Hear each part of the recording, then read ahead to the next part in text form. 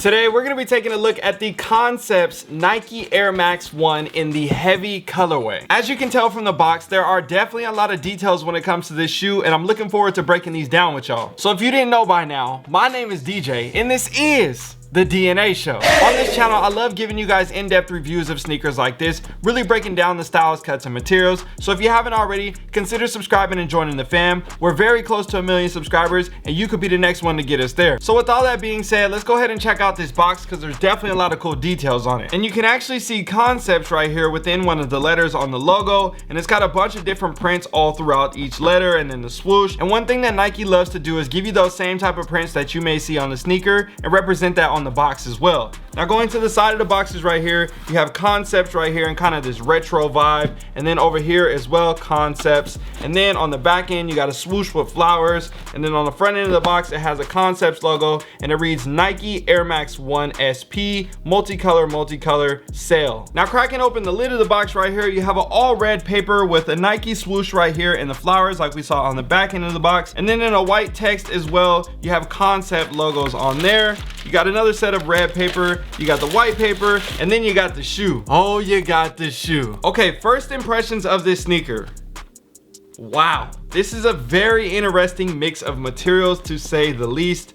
And I think I need to dive a little bit deeper into this shoe to really give you guys my full impression of it. But I intentionally picked up this colorway in particular because I wanted these for my collection. And when I say that, there are 3 different colorways that came out with this pack. You had the far out colorway, you had the mellow colorway, and then you had the heavy colorway. Each one of them has similarities to them, but there are definitely a lot of differences when it comes to the 3. And these ones in particular were the ones that I liked the most when it came to the set. And I actually ended up posting a poll on my Instagram story to see what everybody else thinks about the shoes, thinking if they like number 1, 2, or 3, and this is the results on what everybody said. So as you can see right here, there are definitely more when it comes to the heavy than the far out than to the mellow, and I completely understand that. I like these ones a little bit more, but it's interesting when it comes to pricing because I'm seeing that the far out colorway is going for a little bit more, even though people like these ones. We'll talk about that a little bit later in the video, but either way, let's talk about the history first before we dive too deep into this shoe because there is definitely a lot to go over. So obviously everybody knows a lot when it comes to the Air Max 1 and Nike and the lineage behind that, but when it comes to Concepts, not too many people know and some people do, and I completely understand that.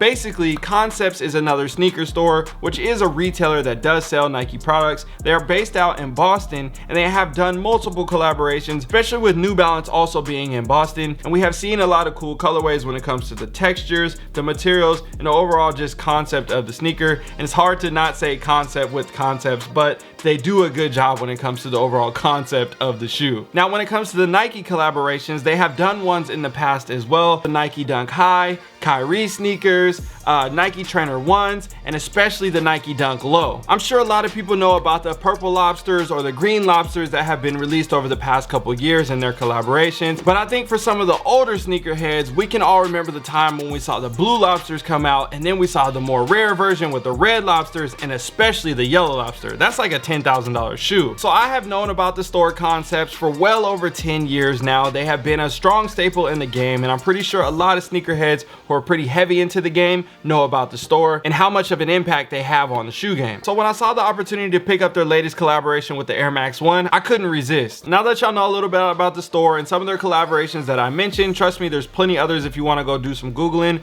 They have a lot of cool collaborations. Let's go ahead and get into the details of this shoe, starting from the bottom and working our way up. Looking at the outsole right here, you have your classic Nike Air Max 1 outsole with the all gum bottom, and you can never go wrong with the gum bottom outsole. Going up to the midsole, you have a different mixture right here. It's like a two-tone, yet not at the same time. You got your all over kind of sail color to it, and then you got this splattered tan paint that goes over the bottom half of the midsole and over the air unit, and then it tracks up around the back end, around the butt of the shoe, and then on the inside of the foot, you have that same kind of pattern only on the bottom half of the midsole. So I like that little touch, nice little twist. Not exactly sure why they did that, but I'm not mad at it. Now when it comes to the upper, there is definitely a lot of mixtures when it comes to materials, prints, designs, you name it, but overall these two shoes are identical. So I'm gonna explain one sneaker, and that way you guys can get the mirroring image on the other. Looking at the front end around the toe and wrapping around the back end on the heel, you have a camo print canvas material. Going to the vamp on the top of the shoe, you kind of have a washed denim material,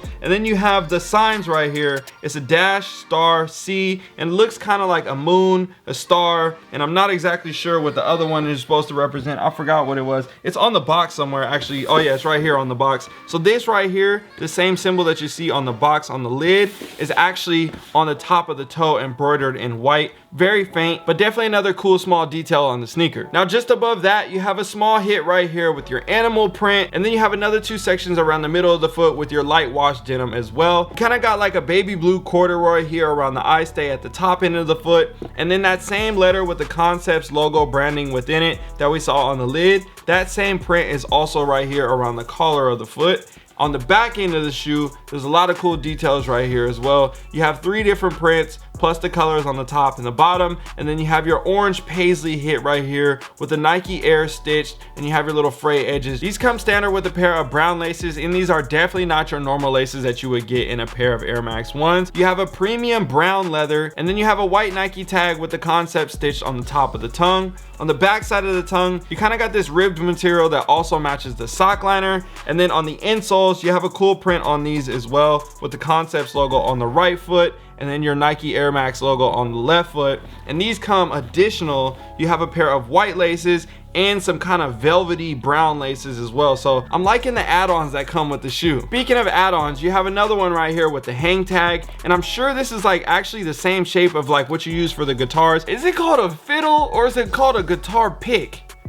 I don't remember. Honestly, I don't know. I haven't heard anybody talk about guitars in a long time. Just let me know down below in the comment section, and let's take it to the next part of the video. So now it's time to talk about opinions of this sneaker. If people think this shoe is fire or trash, what the resale value is like, and we can't forget to mention the giveaway. Actually, let's talk about the giveaway right now. I'm giving away a custom PS5 to one of you guys in the DNA fam community. The Vibely link is down below in the description. I'll make sure I have that pinned for you guys in the comment section as well. But basically, all you have to do is be a part of the DNA fam in the Vibely community. From there, submit your entry and you're good to go. The winner will be selected live within the community. So if you're not a part of the community, you're not gonna figure out who won, because I'm not posting it to anybody because I don't want just random people to win. I definitely want this to be an opportunity for people part of the community to win in celebration of hitting 200,000 subscribers. And when we hit 300K, we're gonna have even better giveaways. Trust me, it's gonna be great. So for all of you guys that are in the community, don't forget to enter. And if you aren't a part of the community and want to be a part of it, enter in this giveaway or future monthly giveaways with all the other sneaker giveaways that I do every month. Make sure that you hit the link down below in the description, or it's pinned in the comment section. Good luck to everybody. I'll announce this a little bit more to you guys later. We got a couple more weeks. I'm extending it because I'll have to make sure that everything is straight when it comes to the customization. I'll post a little picture right here just so you guys can see the work in progress, but the PS5 is coming along and it's looking super dope. I'm excited. So anyways, let's continue on with this video. So now that we got all that out the way, let's see what the people think if this shoe is fire or trash. If you haven't already, make sure you follow me on IG so you can participate in the polls and see all the results here on the channel. This is what the people said. 75% of the people chose fire and 25% of the people chose trash, and I completely understand it. It's an Air Max 1, it's a dope collaboration, and it's definitely a nice switch up and mix up. Now, when it comes to the being able to rock the shoe and what to wear with it and everything like that, I know a lot of people may or may not see themselves actually wearing this sneaker, may want it for a trophy item or just want to appreciate the shoe for what it is and all those other reasons. I completely understand all the different dynamics and perspectives around this shoe, but at the end of the day, I like it. I'm glad to have these in my collection. Now, when it comes to the resale value of this sneaker, I'm a size 13, so we're gonna base it off of those. Obviously, size 13 usually sells more